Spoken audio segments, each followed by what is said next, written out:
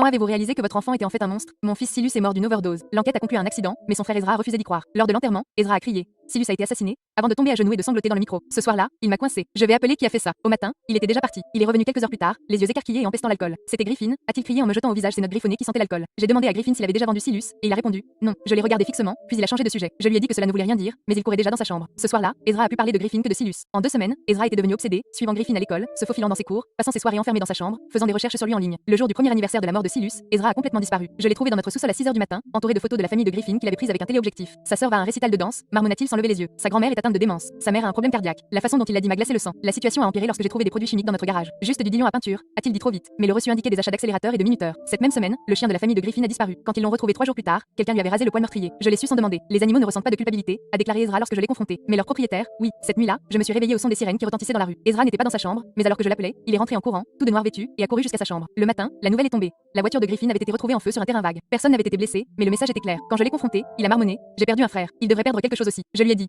ne deviens pas le monstre que tu penses détruire. Et son visage s'est assombri. Tu choisis le tueur de Silus plutôt que tes fils. Il s'est alors approché. Ne m'oblige pas à t'inclure dans mon plan directeur. La menace dans sa voix m'a fait reculer. Bien que j'ai vraiment peur, je l'ai fait asseoir ce week-end-là. Je lui ai demandé ce que Rofi avait pour que Griffin fasse ça, et ses yeux se sont écarquillés. Regardez Griffin. Il a posté une photo de Sunrise le jour où Silus est mort. Sunrise maman, comme un nouveau départ. Quand je lui ai expliqué que ce n'était pas une preuve, il a crié. C'est la différence entre nous. Il a fait quelque chose pour régler le problème. Je suis assise là et je pleure à cause de Silus toute la journée. 2 jours plus tard, la mère de Griffin m'a appelé. Ezra avait été surprise en train de laisser des oiseaux morts dans le casier de sa petite sœur avec des notes disant ton frère tue aussi. L'enfant avait 11 ans et refusait désormais d'aller à l'école. Ce soir-là, j'ai été plus direct que jamais avec lui. Qu'est-ce qui te fait penser qu'il est normal de tourmenter la famille de Griffin? Parce que, a-t-il commencé, ils ont partagé de l'ADN avec un tueur, ce qui fait de des complices. Je comprends que tu sois en deuil, mais tu dois arrêter. J'ai répondu. C'est l'innocence d'un homme innocent. Ezra s'est levé d'un bond pour m'interrompre. Il m'a giflé. Si tu penses qu'il est innocent, tu es tout aussi mauvaise. Il m'a laissé en pleurs sur le canapé pendant qu'il sortait en trombe, en me disant que son traceur s'était déclenché, signalant que Griffin était en voiture. Le lendemain, la mère de Griffin m'a rappelé. On aurait dit qu'elle venait de pleurer, mais au moment où elle commençait à parler, j'ai entendu Ezra sur le scanner qu'il avait acheté, écoutant leurs appels téléphoniques d'une manière ou d'une autre. Ils ont peur, marmonna-t-il depuis le couloir. J'ai chuchoté à la mère de Griffin de la rencontrer en personne parce qu'elle n'était pas en sécurité. J'ai raccroché, mais au moment où je raccrochais, j'ai reçu un autre appel. Celui-ci du directeur d'Ezra. Il m'a dit plus tôt dans la journée qu'Ezra avait été surpris en train d'ajouter des cacahuètes dans le déjeuner de Griffin. Quand je l'ai confronté à ce sujet, Ezra a juré que c'était un accident. Mais comment peut-on ouvrir accidentellement le sac de quelqu'un, sortir son déjeuner et ajouter l'ingrédient auquel il est allergique? J'ai trouvé des plans dans sa chambre ce soir-là, les plans d'une maison que je n'avais pas reconnue au début. Tout ce que j'ai vu, c'était la date de Thanksgiving entourée sur le calendrier des plans. J'ai essayé d'y regarder de plus près, mais Ezra semblait se réveiller et je ne voulais pas me faire prendre. Je me suis faufilé dans sa chambre lorsqu'il est parti, mais les plans avaient disparu. J'ai essayé de chercher, mais je n'ai rien trouvé. Thanksgiving a eu lieu 4 jours plus tard et c'est désormais gravé à jamais dans ma mémoire. Ezra a passé la journée enfermé dans sa chambre, sans même sortir pour le repas que j'avais préparé. À 22 heures, je suis allée me coucher et je lui ai dit bonne nuit, mais en réalité, je n'ai pas dormi. Je savais que quelque chose allait arriver, alors je suis restée debout à attendre. Et puis, à 2 heures du matin, je l'ai enfin entendu. Il est descendu sur la pointe des pieds et a quitté la maison. J'ai immédiatement regardé par la fenêtre et il était déjà en train de sortir de l'allée. J'ai couru, suis montée dans ma propre voiture et j'ai commencé à conduire. Le premier endroit que j'ai vérifié était, bien sûr, la maison de Griffin, au bout de la rue, mais il n'y avait pas une seule voiture et il n'y avait personne à la maison. Mon esprit s'est emballé et c'est là que je me suis souvenu. Il y avait une adresse sur les plans que j'avais trouvé il y a quelques jours. Je ne me souvenais que du nom de la rue, alors je l'ai simplement entré dans le GPS et j'ai filé jusqu'à là-bas. C'était à 15 minutes de route et avant même d'arriver au début de la rue, je l'ai vu de loin, de la fumée emplissant le ciel. Je me suis approché et plus je m'en approchais, plus c'était clair. Ezra avait mis le feu à la maison et à l'intérieur se trouvait Griffin, les parents de Griffin, sa sœur, ses grands-parents et même sa petite amie enceinte. J'ai immédiatement pris mon téléphone. L'histoire complète est disponible sur le lien de la chaîne ci-dessous.